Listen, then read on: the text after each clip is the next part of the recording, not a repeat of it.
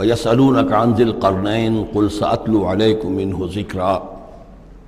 صدق اللہ العظیم۔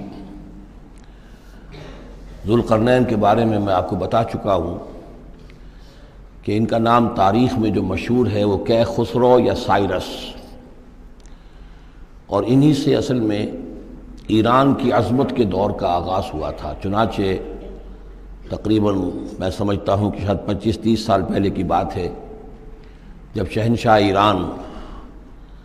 اس وقت جب کہ ان کی بادشاہت جو ہے وہ بڑے عروج پر تھی، انہوں نے 2500 سالہ برسی منائی تھی انہی کیخسرو کی، سائرس کی۔ ان کی قبر جو ہے مقبرہ وہ دریافت ہو گیا تھا، اور وہاں پر ان کا ایک مجسمہ بھی دریافت ہوا تھا کھدائی پر۔ اس مجسمے میں وہ 2 لگے ہوئے تھے، سینگ بھی۔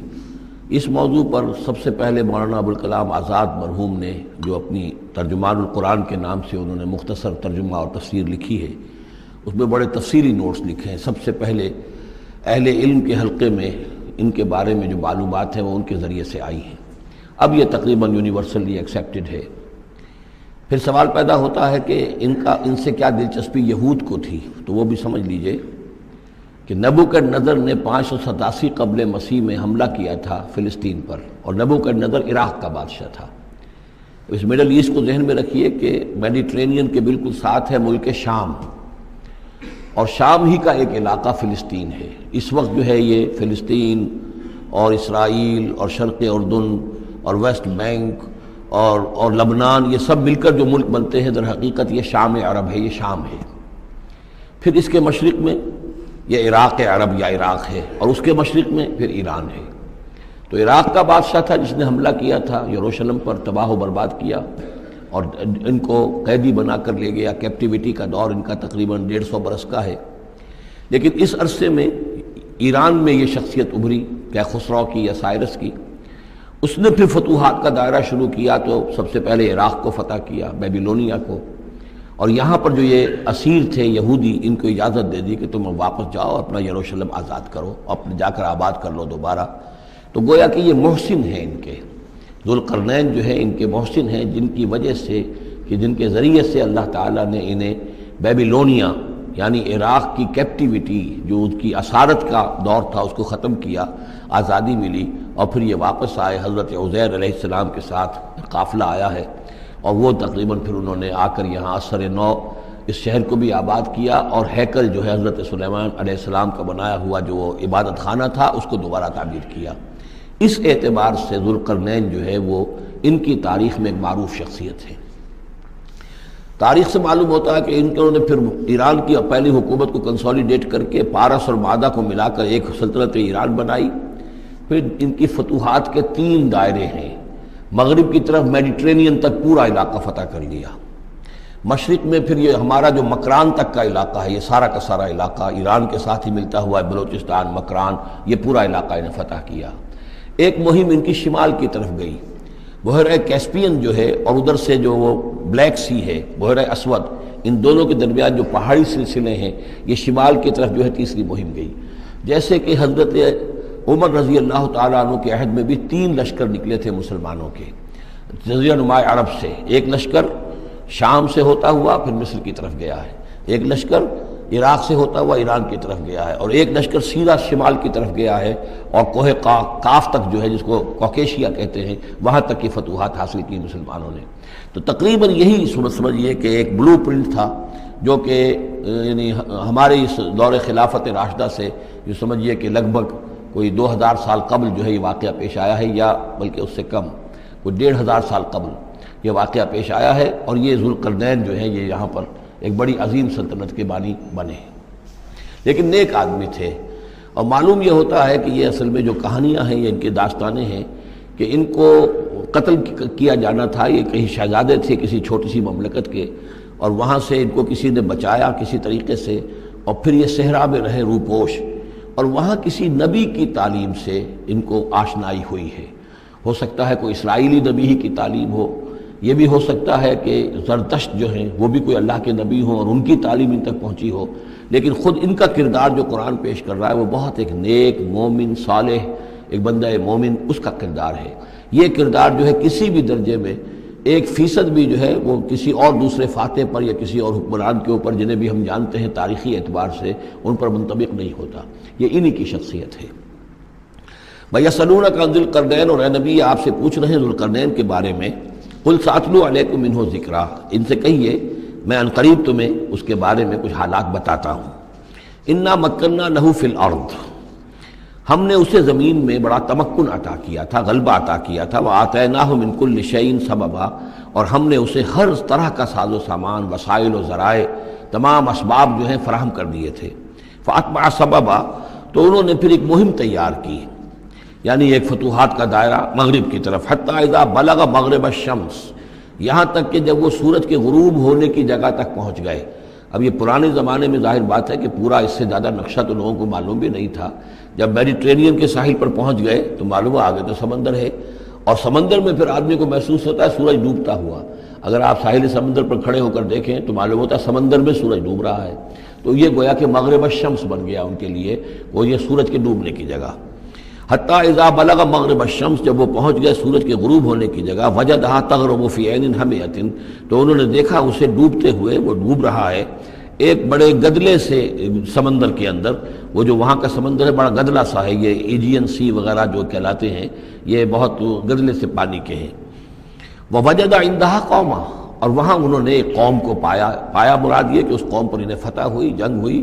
انہوں نے ان کو شکست دی، اور وہ قوم گویا کہ اب ان کے رحم و کرم پر ان کی گویا کہ وہ محکوم ہو گئی. قلنا یا ذوالقرنین، ہم نے کہا ذوالقرنین سے. اب یا تو یہ کہ یہ شاید نبی ہوں، واللہ عالم، تو اللہ تعالیٰ کا اس طریقے سے براہ راست ان کو وحی کرنا. لیکن غیر نبی کو بھی اللہ تعالیٰ الہام کے ذریعے سے، جیسا کہ ہم نے دیکھا کہ وہ تو شہد کی مکھی کو بھی لفظ وحی آیا ہے. تو یہاں آیا ہم نے کہا اے قرنین، اور یہ بھی ہو سکتا ہے یہ صورتحال کی تعبیر ہو کہ گویا کہ وہ حالات زبان حال سے یہ کہہ رہے تھے.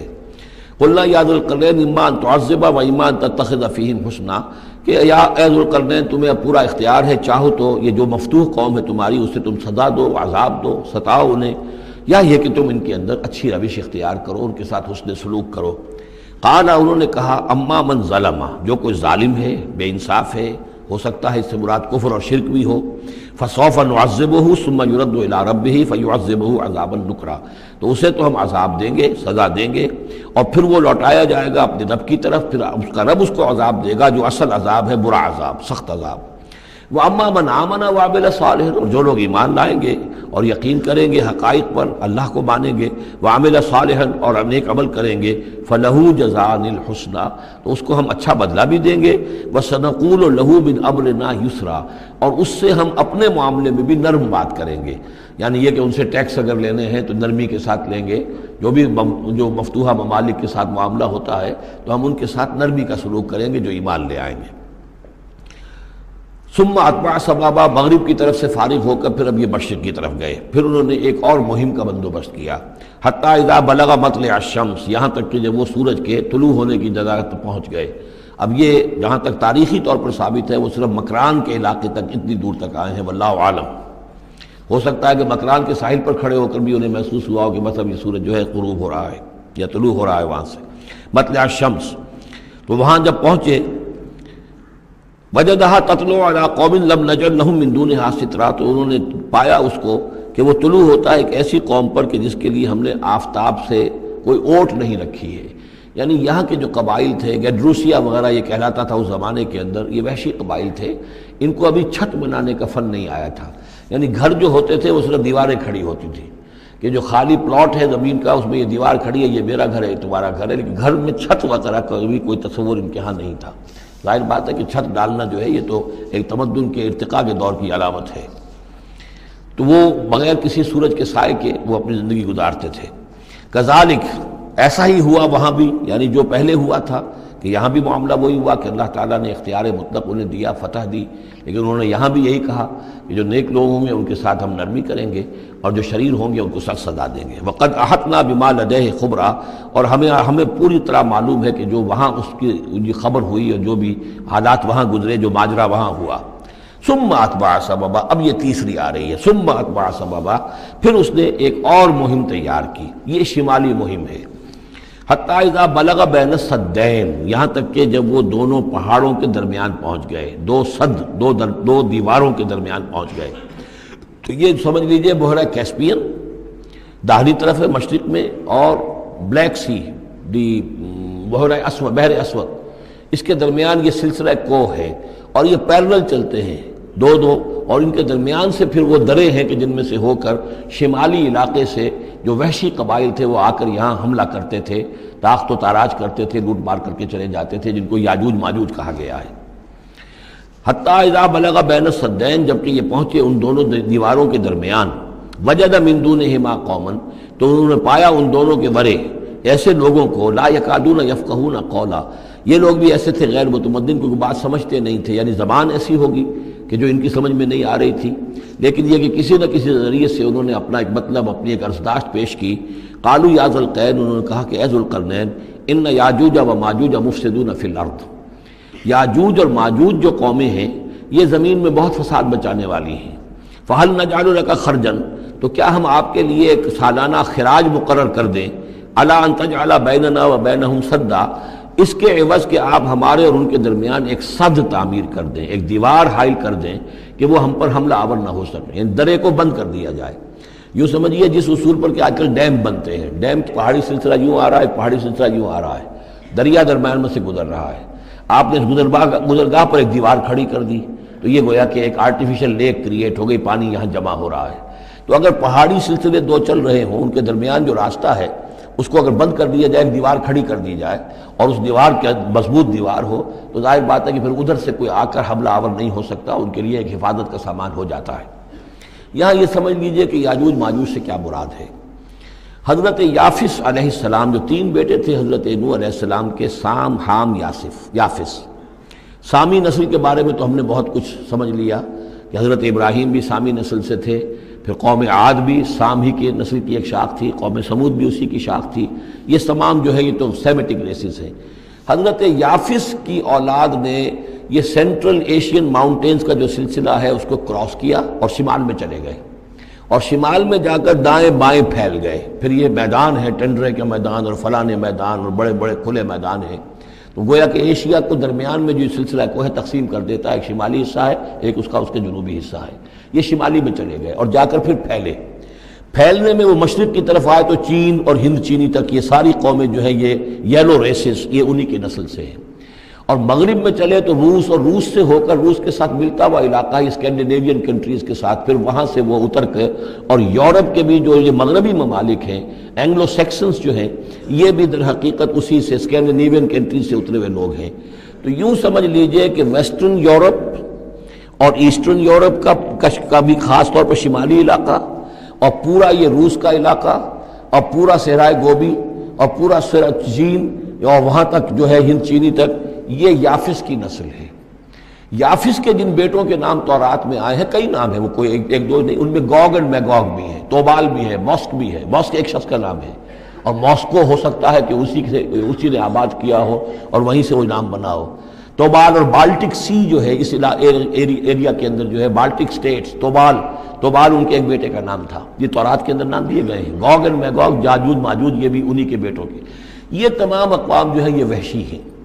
اور یہ تاخت و تاراج کرنا، لوٹ مار کرنا، یہ ان کا طریقہ ہے، اور ان کا ہے ذکر جو یہاں پر ہو رہا ہے۔ یہ جو سیلاب آیا تھا، کولونیل سیلاب جو ہم پر آیا تھا، جس میں کہ یہ اینگلو سیکسنز تھے، یہ سب کے سب جو ہیں یہ اسی نارڈک ریسز سے ہیں، یہ بھی یاجوج اور ماجوج کی نسل ہیں۔ ایک سیلاب ان کا آ چکا ہے جو آیا تھا یورپ کے سے نکل کر، یہ کولونیل سیلاب آیا اور پوری دنیا کے اوپر چھا گیا تھا، ایشیا اور افریقہ کو انہوں نے فتح کیا، کولونائز کیا۔ اب اگرچہ ان کی وہ بساط ایک دفعہ تو لپیٹ دی گئی ہے، وہ واپس چلے گئے ہیں،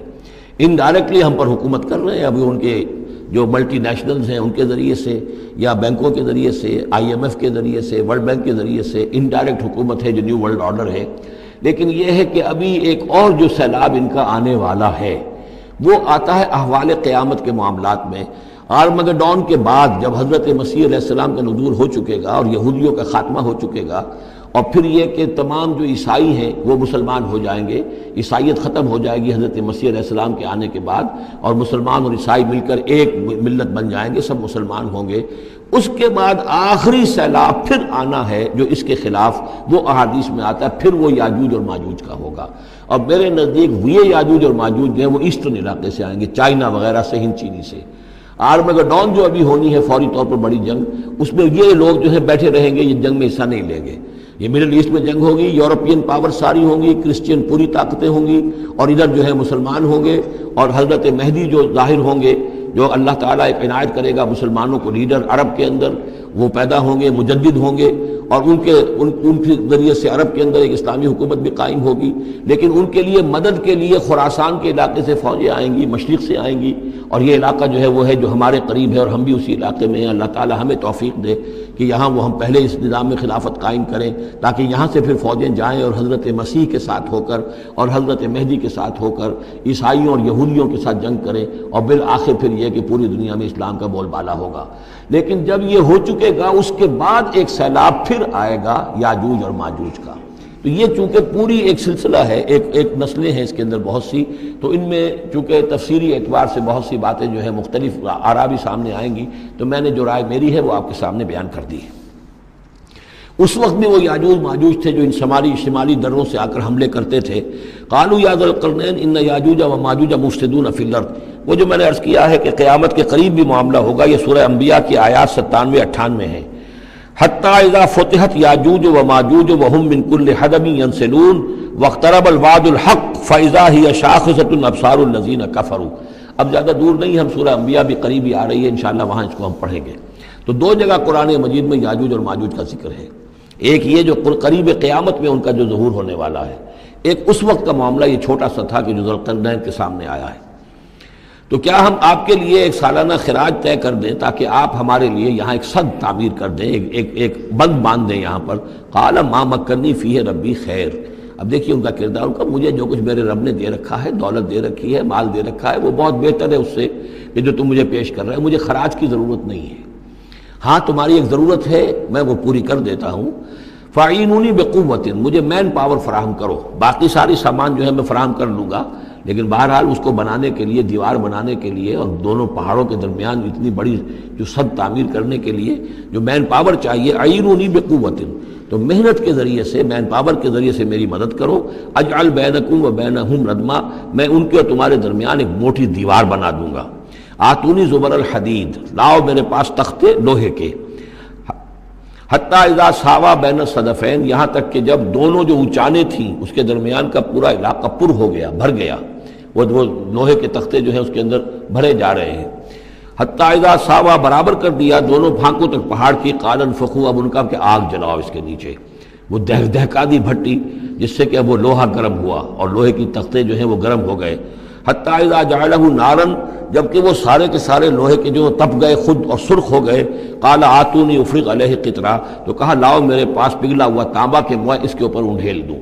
تو اس طریقے سے گرین فورس کانکریٹ سے بھی 10 گنا سمجھیے مضبوط شے انہوں نے بنا دی کہ اس میں لوہا اور پھر لوہا سیسا یا تانبا پلایا ہوا، تو اس طریقے سے ایک بڑی مضبوط دیوار قائم کر دی۔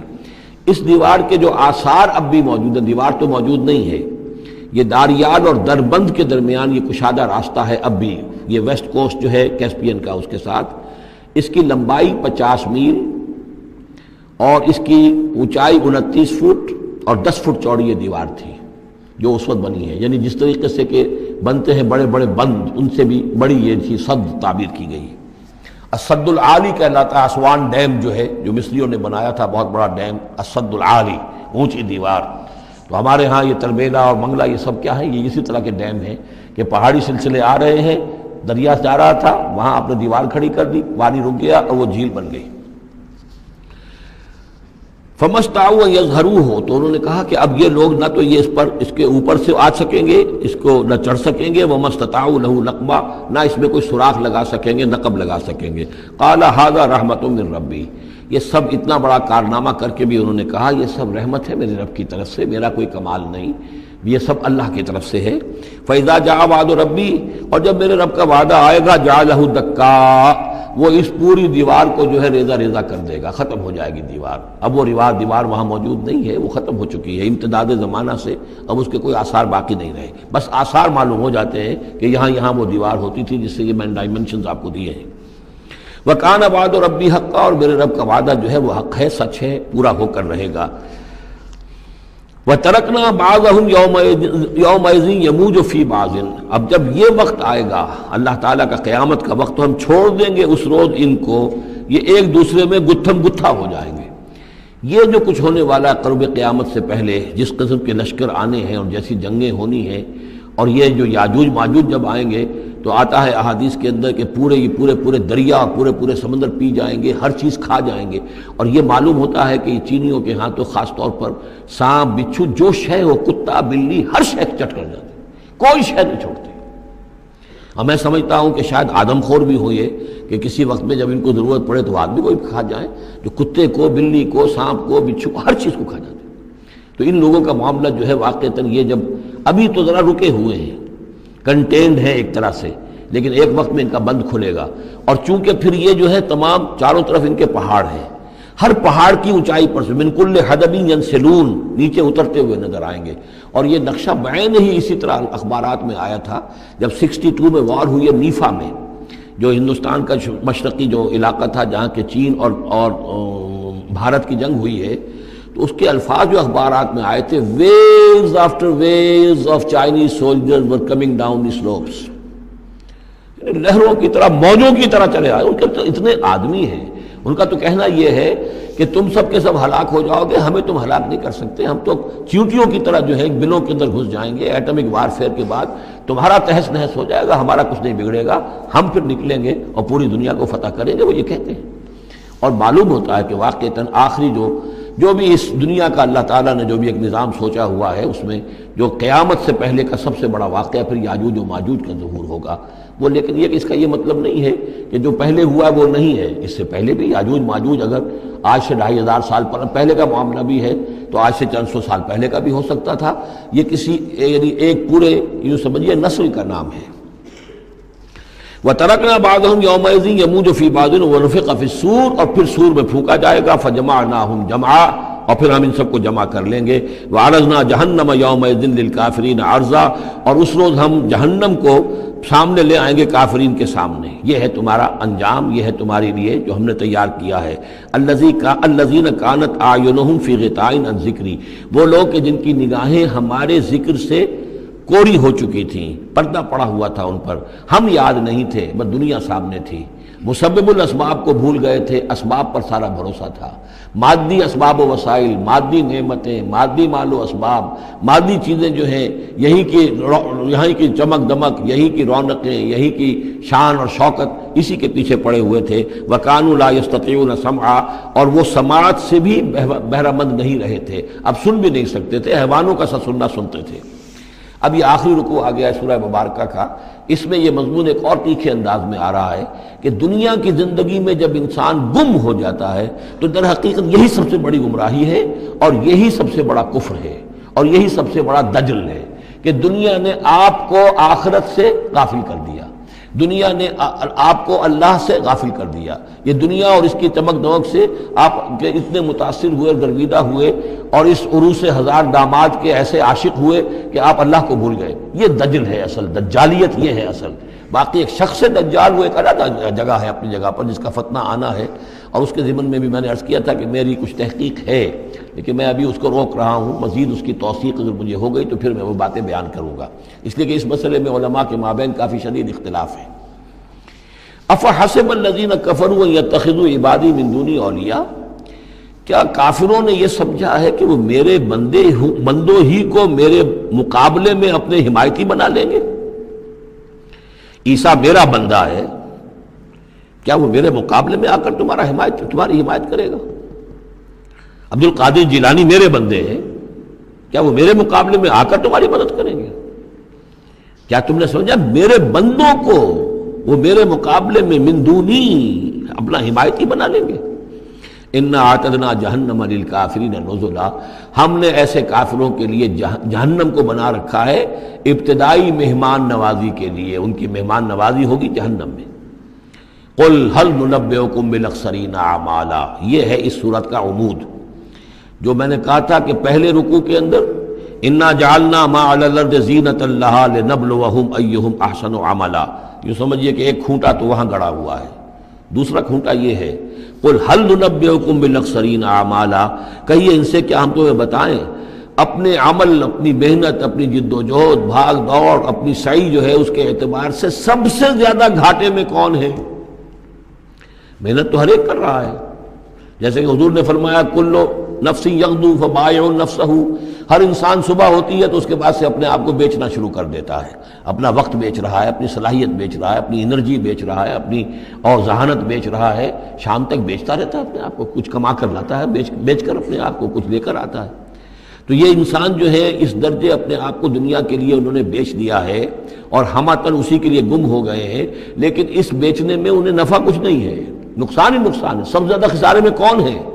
الذین ضل سعیہم فی الحیات الدنیا، جن کی بھاگ دوڑ سعی و جہد دنیا ہی میں گم ہو کر رہ گئی، آخرت مطلوب ہے ہی نہیں۔ وہ تو ایک غمیمہ سا لگا ہوا، مسلمان ہے، سنا ہے والدین سے روزہ رکھنا اچھا کام ہے، روزہ فرض ہے، روزہ رکھ لیا ہے، مطلوب کیا ہے آپ کا؟ اصل بات تو یہ ہے جو ضربہ اسلام میں نے کل نوٹ کرایا تھا سورہ بنی اسرائیل میں،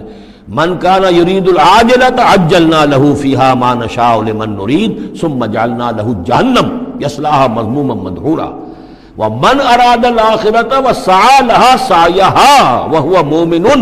فاولئک کان سعیہم مشکورا۔ طالب دنیا ہو یا طالب آخرت ہو، طے یہ کرو، طالب دنیا طالب آخرت کے لیے بھی اللہ تعالیٰ کلن نمد ہؤلاء وہؤلاء من عطاء ربک، دنیا میں اسے ہمیں رکھنا ہے، کھانے پینے کا بندوبست کرے گا، یرزقہ من حیث لا یحتسب، یہاں سے دے گا جہاں سے تمہیں گمان تک نہیں ہوگا، لیکن تم پہلے طے کرو تم طالب دنیا ہو یا طالب آخرت ہو۔ اور سب سے زیادہ گھاٹے میں وہ ہے من قل هل ننبئکم بالاخسرین اعمالا الذین ضل سعیہم فی الحیات الدنیا وہم یحسبون انہم یحسنون صنعا، اور وہ سمجھ رہے ہیں کہ اب تو بڑے کامیاب ہیں، میری ایک فیکٹری تھی اب میرے 3 مل لگ چکے ہیں، میں نے فلاں یہ تھا میں نے اب اتنی جائیداد بنا لی ہے، میرے اتنے ایسٹس تھے اور سال بسال گنتی کر کے ہم تو کامیاب ہو رہے ہیں۔ وہ سمجھتے ہیں کہ ہم کامیاب ہیں، ہماری محنتیں برابر ہو رہی ہیں، ہماری یہ دن رات کی کوشش جو ہے وہ نتیجہ خیز ہو رہی ہے۔ اولئک الذین کفروا بآیات ربہم، یہ وہ لوگ ہیں جنہوں نے اپنے رب کی آیات کا انکار کیا، چاہے کہتے ہوں کہ ہم اللہ کو مانتے ہیں، قرآن کو مانتے ہیں، لیکن حقیقتاً اگر طالب دنیا ہے تو گویا کہ وہ اللہ کی آیات کا انکار کر رہا ہے۔ اللہ تو کہتا ہے اصل زندگی وہ ہے، وَإِنَّ دَارَ الْآخِرَةَ لَهِيَ الْحَيَوَانُ، تم اصل زندگی اس کو سمجھے بیٹھے ہو، تو تم نے کہا اللہ کی بات کی تصدیق کی، تم نے تو اللہ کی بات کو جھٹلایا ہے۔ اولئک الذین کفروا بآیات ربہم ولقائہ فحبطت اعمالہم، یہ جو جھوٹی پھوٹی کوئی نیکیاں کرتے ہو اپنے دل کی تسلی کے لیے، جھوٹے تسلی دینے کے لیے، کوئی مسلی کھلا دیے، کوئی غریبوں کا کام ہو گیا، کوئی کسی کے لیے، یہ نیکیاں ہمارے ہاں قطعاً ان کی کوئی حیثیت نہیں، ان کے سارے اعمال اس قسم کی نیکیاں حبط ہو جائیں گی۔ فلا نقیم لہم یوم القیامت وزنا، تو اس دن ہم ان کے لیے قیامت کے دن جو ہے کوئی ان کا وزن قرار نہیں دیں گے، یا ان کے اعمال کو تولیں گے ہی نہیں۔ اعمال تو ان کے تولیں گے جن میں ایمان ہو، جن میں ایمان ہی نہیں ان کا اعمال کیا تلنا ہے۔ فلا نقیم لہم یوم القیامت وزنا۔ اب یہ ہے 2 مقامات جو میں نے کہا ہے کہ ایک کھوٹا وہاں ایک کھوٹا یہاں، اسی لیے ابتدائی آیتیں اور آخری آیتیں سورہ کہف کی خاص طور پہ دجالی فتنے سے محفوظ رہنے کے لیے ان کو یاد رکھا جائے، ان کو پڑھا جائے، اور یہ کہ اللہ توفیق دے تو ہر جمعے کو سورہ کہف کی تلاوت کی جائے۔ درمیان میں پھر میں نے بتایا تھا زینت کا لفظ آیا، ترید و زینت الحیات الدنیا، کچھ اور آگے چل کر المال والبنون زینت الحیات الدنیا، تو یہ زینت دنیا اور زیبائش اور آرائش، اور یہ تمہیں اپنے اندر گم کر لیتی ہے، تمہیں نہ خدا کی ہوش ہے نہ آخرت کی ہوش ہے۔ ذالک جزاؤہم جہنم، یہ وہ لوگ ہیں کہ جن کا بدلہ جہنم ہے، بما کفروا، بسبب اس کے کہ انہوں نے کفر کیا، واتخذوا آیاتی ورسلی ہزوا، اور انہوں نے میری آیات اور میرے رسولوں کو ٹھٹھا سمجھ لیا۔ رسول آ کر یہ کہہ رہے ہیں کہ اصل زندگی وہ ہے، یہ سمجھتے نہیں یہ ہے، مان لیا ہوگی آخرت، چلو دیکھا جائے گا، کچھ نہ کچھ تو ہے نا، کچھ نیکیاں بھی ہم نے کر رکھی ہیں اور کچھ بہرحال ہمارے بچانے والے بھی ہیں، ہم سب بھی جو ہیں آخر حضور نے شفاعت ہماری کر ہی دینی ہے۔ جیسے یہودی کہتے تھے کہ ہم تو یہودی ہیں تو ہم تو اللہ کے بیٹوں کے مانند ہیں، چہیتے ہیں، لاڈلے ہیں۔ اب وہ آخری حصہ ان الذین آمنوا، جب ان کفار کی کیفیت یہ ہے، اور کفار سے مراد یہاں پر وہ منکر نہیں ہے، وہ کفار ہیں جو حقیقت کے اعتبار سے طالب دنیا بن گیا، چاہے اس نے لیبل اسلام کا لگا رکھا ہو، مسلمانوں کا وہ بہت بڑا لیڈر ہو، قائد ہو، کچھ بھی ہو، جو طالب دنیا ہے فی الواقع وہ ہے در حقیقت کے جو اصل کافر ہے، جس کو کہ ایک بزرگ کا قول جو ہے بہت عرصے بعد آج مجھے یاد آیا ہے کہ جو دم غافل سو دم کافر۔ اسی طرح جو شخص طالب دنیا ہے حقیقت میں وہ کافر ہے۔ قانوناً وہ مسلمان ہوگا، مسلمان ہو، مسلمانوں کا لیڈر ہو، وہ پیر ہو، وہ کوئی بڑا عالم ہو، کچھ بھی ہو، لیکن طالب دنیا، اصل طالب دنیا کا ہے یا آخرت کا، یہ طے کرنے والی بات ہے۔ ان الذین آمنوا وعملوا الصالحات کانت لہم جنات الفردوس نزلا، اس کے برعکس وہ لوگ جو ایمان لائے، جنہوں نے نیک عمل کیے، ایمان کے سارے تقاضوں کو بھرپور طور پہ ادا کیا، یہ وہ لوگ ہوں گے جن کے لیے ٹھنڈی چھاؤں والے باغات ہوں گے، ان کے وہاں پر مہمان نوازی نزل ہوگی، نزل ابتدائی،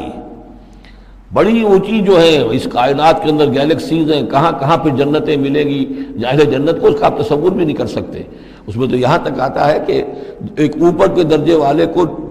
نیچے درجے والا جنتی ایسے دیکھے گا جیسے تم زمین پر بیٹھ کے ستاروں کو دیکھتے ہو۔ یہ پوری کائنات آخر کس لیے بنائی ہوئی اللہ نے؟ کتنے اور سیارے ہیں اور کتنی اور جگہیں ہوں گی، کہاں کہاں اللہ تعالیٰ جو ہے جنتیں دے گا، لیکن پہلی نزول جو ہے یہی ہونا ہے، اسی زمین پر، قصہ زمین برسر زمین۔ خالدین فیہا، اس میں وہ ہمیشہ ہمیش رہیں گے، لا یبغون عنہا حولا، اور ان کے لیے، اور پھر وہ نہیں چاہیں گے کہ اس سے ان کو کہیں اور بھیج دیا جائے، یعنی یہ کہ جنت ایسی جگہ نہیں ہے جہاں جی اکتا جائے۔ آپ دنیا میں تو اچھی سے اچھی جگہ کا تصور کریں، مستقل رہنا پڑے گا طبیعت اکتا جائے گی۔ کشمیر میں جو رہتے ہیں ان سے پوچھئے کہ کیا وہاں خوبصورتی انہیں تو نظر نہیں آتی، سوئٹزرلینڈ والوں سے پوچھئے کہ یہاں کی بہت خوبصورتی ہے، انہیں تو کہیں نظر نہیں آتی، ان کے لیے تو مصیبت ہی مصیبت ہے، ہر وقت برف کے طوفان ہیں اور یہ ہے اور وہ ہے، لیکن یہ کہ ہمارے لیے تصور اور ہے۔ بدترین جگہ بھی دنیا کے اندر جو ہے وہ ایسی ہے کہ جہاں تھوڑی دیر کے لیے آدمی جائے گا تو وہاں اسے کچھ چینج کی وجہ سے کچھ ریکریشن ہو جائے گی، لیکن زیادہ دیر ٹھہرنا پڑے گا تو مصیبت ہو جائے گی۔ اب بہترین جگہ بھی وہ ہے کہ جہاں مستقل رہنا پڑا تو پھر یہ کہ وہ اس کے لیے بور ہو جائے گا وہ، لیکن جنت ایسی جگہ ہے کہ وہاں سے پھر آدمی کہیں ٹلنا نہیں چاہے گا۔ دو آخری وہ آیات، اب یہ پھر توحید کے دو بہت بڑے خزانے۔ قل لو کان البحر مدادا لکلمات ربی لنفد البحر قبل ان تنفد کلمات ربی ولو جئنا بمثلہ مددا۔ سورہ بنی اسرائیل کی آیت میں اللہ کے اسماء کا ذکر تھا، وَلِدُ اللَّهَ عَبِدُ الرَّحْمَنِ أَيَّمَّا تَدْعُوا فَلَهُ الْأَسْمَاءُ الْحُسْنَى۔ یہاں اللہ کے کلمات کا ذکر ہے، اور کلمات سے مراد کیا ہے؟ اللہ کی ہر شے جو اس نے پیدا کی ہے اس کے ایک کلمہ کن کا ظہور ہے، کل مخلوقات اس کے کلمات ہیں۔ تو کیا کوئی انسان ہے جو اللہ کی جملہ مخلوقات کا احاطہ کر سکے؟ اگر زمین کا پورا سمندر جو ہے وہ سیاہی بن جائے اپنے رب کے کلمات کو لکھنے کے لیے، سمندر ختم ہو جائے گا لیکن اللہ کے کلمات ختم نہیں ہوں گے، چاہے اتنی ہی اور بھی اس کے لیے سمندر لے آئیں سیاہی بنا کر۔ ایک اور جگہ بھی مضمون یہ آیا ہے کہ تمام زمین کے جتنے بھی درخت ہیں وہ قلم بنا لیے جائیں، اور جتنے سمندر ہیں اور ان کو 7 گنا سمندر بنا دیا جائے، اور وہ تمام قلم جو ہے لکھنے لگیں، اللہ کے کلمات کو نہیں لکھ سکتے۔ وہ سمندر ختم ہو جائیں گے، سیاہی ختم ہو جائے گی، اقلام ختم ہو جائیں گے۔ وَلَوْ أَنَّ مَا فِي الْأَرْضِ شَجَرٌ وَأَقْلَامٌ، یہ الفاظ آئیں گے انشاءاللہ تعالی۔ قُل لَّوْ كَانَ الْبَحْرُ مِدَادًا لِّكَلِمَاتِ رَبِّي لَنَفِدَ الْبَحْرُ قَبْلَ أَن تَنفَدَ كَلِمَاتُ رَبِّي وَلَوْ جِئْنَا بِمِثْلِهِ مَدَدًا۔ اور آخری آیت وہاں اللہ تعالیٰ کی شان، قُلِ الْحَمْدُ لِلَّهِ الَّذِي لَمْ يَتَّخِذْ وَلَدًا وَلَمْ يَكُن لَّهُ شَرِيكٌ فِي الْمُلْكِ وَلَمْ يَكُن لَّهُ وَلِيٌّ مِّنَ الذُّلِّ وَكَبِّرْهُ تَكْبِيرًا۔ اب شکل کیا ہوتی ہے شرک میں؟ یا تو اللہ کو اوپر سے اتار کر نیچے لے آتے ہیں، انسانوں کی صف میں، مخلوقات کی صف میں کھڑا کر دیا، یا انسانوں میں سے کسی کو اٹھا کر اور خدا کے برابر کر دیا۔ وہاں اس کی نفی ہے، اللہ کا بلند مقام۔ یہاں انسانوں کو کہیں خدا کے برابر شریک نہ کر دو، تو یہاں فرمایا قل انما انا بشر مثلکم، اے نبی کہہ دیجئے میں بھی تمہاری طرح کا ایک انسان ہوں۔ یوحی الی انما الہکم الہ واحد، مجھ پر وحی کی جا رہی ہے کہ تمہارا الہ ایک الہ ہے، اکیلا ہے۔ فمن کان یرجو لقاء ربہ، تو دیکھو جو کوئی بھی اپنے رب سے ملاقات کا امیدوار ہو، فلیعمل عملا صالحا، اس سے عمل کرنے چاہیے نیک، ولا یشرک بعبادت ربہ احدا، اور اپنے رب کی عبادت میں کسی کو شریک نہیں کرنا چاہیے۔ عبادت خالص اللہ کی ہو، توحید عملی، لا تعبدوا الا ایاہ، قضى ربک الا تعبدوا الا ایاہ وبالوالدین احسانا۔ یہ کہ جیسے حضرت مسیح کو خدا بنا دیا یا فرشتوں کو خدا کی بیٹیاں بنا دیا، یا جیسے ہمارے ہاں بھی میں نے آپ کو وہ شعر سنایا تھا، وہی جو مستوی عرش تھا خدا ہو کر اتر پڑا وہ مدینے میں مصطفیٰ ہو کر، اب محمد الرسول اللہ صلی اللہ علیہ وسلم کو خدا بنا دیا، یا یہ کہ حضرت علی کو خدا بنا دیا۔ ہر چند علی کی ذات نہیں ہے خدا کی ذات، لیکن نہیں ہے ذات خدا سے جدا علی۔ اور غالب صاحب کہتے ہیں کہ مشغول حق ہوں بندگی ابو تراب میں جب حضرت ابو تراب حضرت علی کی بندگی کرتا ہوں تو میں گویا کہ در حقیقت اللہ کی بندگی کر رہا ہوں۔ اور یہاں آغا خانیوں میں جو ہے 10 اوتار ہیں حضرت علی، 9 اوتار ہندوؤں کے پہلے تھے، 10ویں اوتار حضرت علی ہیں۔ تو یہی کچھ ہوتا ہے۔ قل انما انا بشر مثلکم یوحی الی انما الہکم الہ واحد فمن کان یرجو لقاء ربہ فلیعمل عملا صالحا ولا یشرک بعبادۃ ربہ احدا۔ اب آئیے سورہ مریم، بسم اللہ الرحمن الرحیم، کاف ہا یا عین صاد، 5 حروف ہیں یہ ایک ہی صورت ہے قرآن مجید میں جس میں 5 حروف آئے ہیں مقطعات جڑواں۔ ایک صورت اور ہے سورہ شورا، اس میں 5 ہیں لیکن 2 علیحدہ لکھے جائیں گے، حامیم، اور ایک آیت بن جائے گی، عین سین قاف، یہ دوسری آیت ہے۔ یہاں یہ ایک ہی آیت اور جڑواں لکھے ہوئے حروف مقطعات 5 ہیں۔ ذکر رحمت ربک عبدہ زکریا، اب یہ وہی ساری چیزیں تقریباً آ رہی ہیں کہ جو ہم سورہ آل عمران میں پڑھ چکے ہیں، اور یہ اس زمانے میں نازل ہوئی جبکہ ابھی ہجرت حبشہ ہونے والی تھی اور مسلمان جا رہے تھے، اور وہاں پر وہ پوزیشن پیش آنے والی تھی کہ یہاں سے جب سفارت گئی ہے مکے کے قریش کے سرداروں کی، اور گئے تھے عمرو بن العاص گئے تھے جو بعد میں ایمان لے آئے، صحابی ہیں، وہ واپس لینے کے لیے کہ یہ ہمارے بگوڑے آ گئے انہیں واپس کیجئے، تو نجاشی کے دربار میں پھر جب مسلمانوں نے اپنی فریاد کی، اپنے حالات بتائے، تو آخری داؤ یہ کھیلا عمرو بن العاص نے کہ آپ ذرا پوچھئے یہ مسیح کے بارے میں کیا کہتے ہیں۔ یہ تو کہتے ہیں وہ تو ایک عام انسان تھا آپ کا جس کو آپ خدا مانتے ہیں۔ تو پھر نجاشی نے پوچھا کہ آپ لوگ کیا کہتے ہیں مسیح کے بارے میں، حضرت مسیح کے، تو پھر یہ آیات پڑھ کر جو ہے حضرت جعفر طیار رضی اللہ تعالیٰ عنہ، جعفر ابن ابی طالب، حضور کے چچا داد بھائی، ابو طالب کے بیٹے، حضرت علی کے بڑے بھائی حضرت جعفر ابی طالب بن ابی طالب، انہوں نے یہ آیات پڑھ کر سنائی۔ تو نجاشی نے کہا، تنکا اٹھایا کہ جو تم نے بیان کیا ہے حقیقت میں مسیح علیہ السلام اس سے ایک تنکا بھر بھی زائد نہیں ہے۔ اور پھر اعلان کیا، مسلمانوں تم یہاں رہو، امن سے رہو، سکون سے رہو، اور وہ سفارت جو تھی قریش کی واپس کر دی کہ میں ان کو تمہارے ساتھ واپس نہیں بھیج سکتا، چاہے تم مجھے پہاڑوں جتنا سونا دے دو لیکن ان کو میں یہاں سے واپس نہیں کروں گا۔ ذکر و رحمت ربک عبدہ زکریا، اب ذکر تو کرنا ہے حضرت مسیح کا، لیکن جیسے وہاں پہلے یہ کہ حضرت یحییٰ کا ذکر بھی ہو جائے کہ ان کی ولادت بھی تو ایک طرح سے معجزانہ تھی، عام حالات کی تو نہیں تھی۔ حضرت زکریا کتنے بوڑھے تھے، اور حضرت ان کی جو اہلیہ تھی وہ ساری عمر جو ہے بانجھ رہی تھی، اور بڑھاپے میں اللہ نے بیٹا دیا۔ یہ ذکر ہے آپ کے رب کی رحمت کا جو اس کے بندے زکریا پر ہوئی، علی نبینا علیہ الصلوۃ والسلام، اذ نادى ربہ نداء خفیا، جبکہ انہوں نے پکارا اپنے رب کو، دعا کی چپکے چپکے دل ہی دل میں۔ قال رب انی وہن العظم منی، انہوں نے عرض کیا پروردگار میری ہڈیاں چٹک گئی ہیں، کمزور ہو گئی ہیں، واشتعل الراس شیبا، اور میرا سر جو ہے وہ بھڑک اٹھا ہے سفیدی سے، یعنی سفید ہو گیا ہے بالکل، سیاہ بال کوئی رہے ہی نہیں۔ ولم اکن بدعائک رب شقیا، اور پروردگار کبھی ایسا نہیں ہوا کہ میں نے تجھ سے کوئی دعا مانگی ہو اور میں نامراد رہا ہوں۔ آج بڑی ہمت کر کے میں ایک دعا کر رہا ہوں جو عام حالات کے اعتبار سے تو پھر بڑی غیر معمولی دعا ہے، عام حالات دیکھیں، دنیاوی مسائل کو دیکھیں۔ وَإِنِّي خِفْتُ الْمَوَالِيَ مِن وَرَائِي، اور مجھے اندیشہ ہے اپنے بھائی بندوں سے، رشتہ داروں سے میرے بعد، یعنی یہ کہ اس ہیکل سلیمانی کی خدمت کرنے والا مجھے کوئی مناسب آدمی نظر نہیں آ رہا کہ جو اس میری گدی پر بیٹھ سکے، میرے اس منصب کو سنبھال سکے۔ انی خفت الموالی من ورائی وکانت امراتی عاقرا، اور میری بیوی بانجھ ہے، فہب لی من لدنک ولیا، تو مجھے خاص اپنے پاس سے کوئی ولی عطا کر۔ اب یہاں ولی کا لفظ کہا، کوئی میرا ساتھی ہو، کوئی ایسا ہو کہ جو میری ان چیزوں کا یرثنی و یرث من آل یعقوب، جو میری وراثت جو ہے روحانی وراثت اور دینی وراثت اس کو سنبھال سکے، اور میری کیا ہے یہ آل یعقوب کی وراثت ہے جو حضرت یعقوب علیہ السلام سے چلی آ رہی ہے، اس کا صحیح وارث بن سکے۔ وجعلہ رب رضیہ، اور پروردگار اسے تو بنائیو۔ رضی جو ہے